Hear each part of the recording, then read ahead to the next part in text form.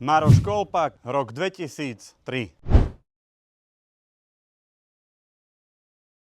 Dobrý deň, ahojte milí športoví priatelia. Som rád, že sa vám môžem aspoň takto prihovoriť, keďže moja osobná účasť dnes nebola možná. A možno sa teraz pýtate, čo to bol za úvod? Maroš Kolpak, rok 2003? Možno ste už niekde zachytili pojem Kolpakovo pravidlo. A možno nie. A práve tento prípad veľmi dobre ukazuje, že šport nie sú len góly, víťazstvá a emócie. Šport sú aj pravidlá, dôvera, fair play a spravodlivosť. A niekedy aj spory. Maroš Kolpak nebol len výborný slovenský brankár. Jeho meno sa veľkými písmenami nezapísalo len do športovej histórie, ale aj do histórie práva.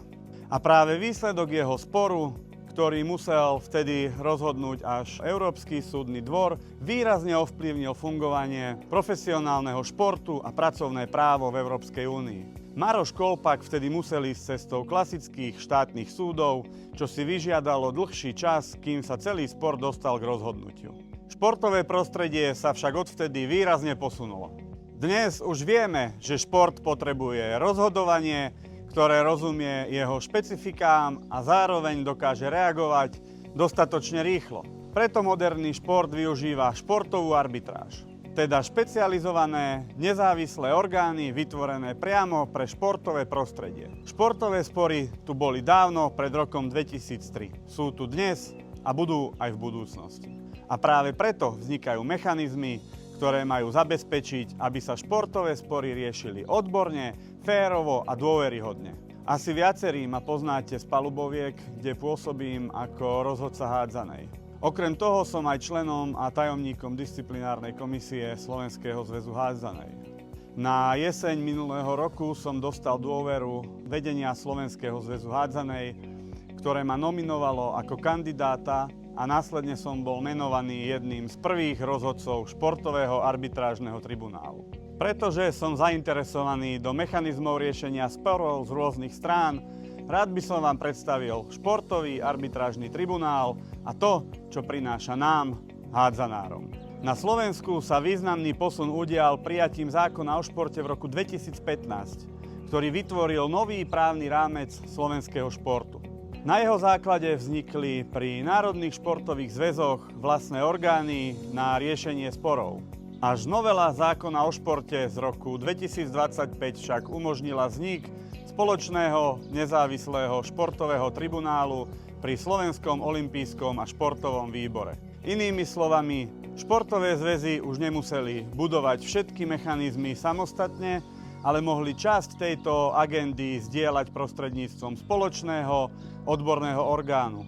Do zákona pribudlo ustanovenie, podľa ktorého Slovenský olympijský a športový výbor vytvára orgán na riešenie sporov a disciplinárnych previnení. A práve tam sa začína príbeh športového arbitrážneho tribunálu.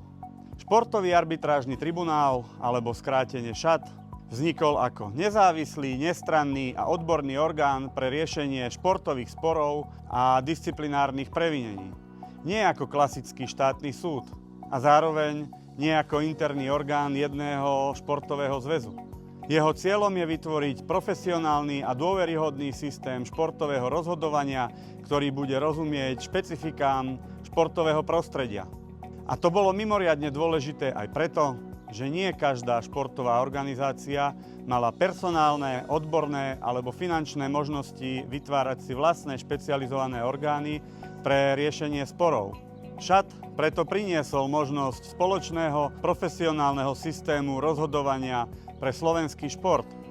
Dôležité je zároveň povedať aj to, že podriadenie sa právomoci ŠATu je dobrovoľné. ŠAT nevznikol preto, aby športovým zväzom zobral ich kompetencie, práve naopak. Každý športový zväz sa sám rozhoduje, aký rozsah kompetencií mu zverí vo svojich stanovách. A Slovenský zväz hádzanej sa rozhodol touto cestou ísť.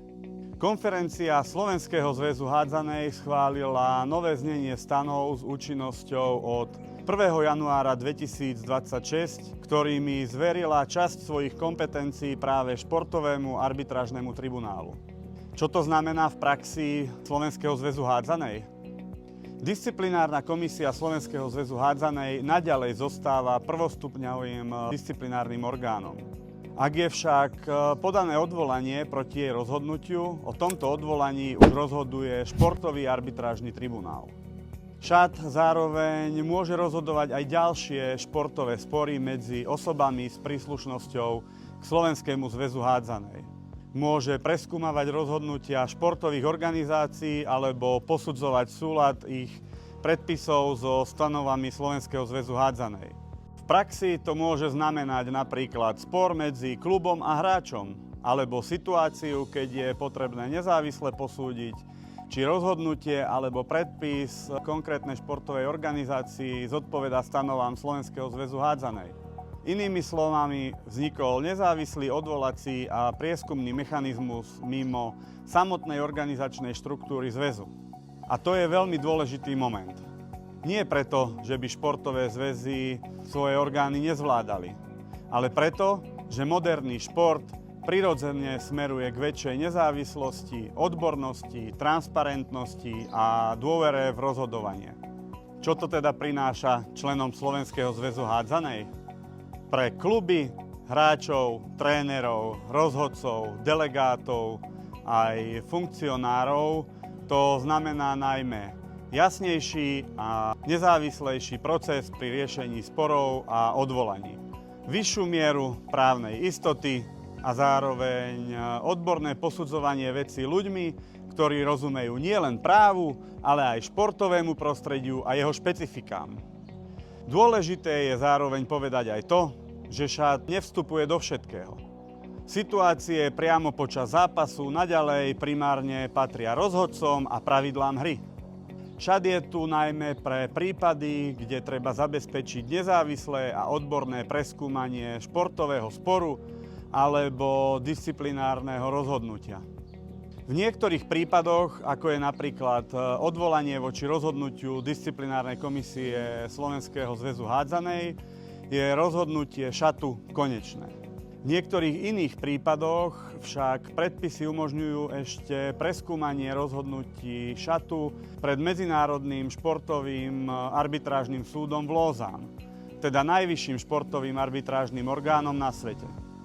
Ak by som to mal povedať jednou vetou, športový arbitrážny tribunál predstavuje pre slovenský šport aj pre Slovenský zväz hádzanej modernejší, nezávislejší a dôveryhodnejší systém športovej spravodlivosti. A ja verím, že je to dobrá správa pre celý slovenský šport. Ďakujem vám za pozornosť.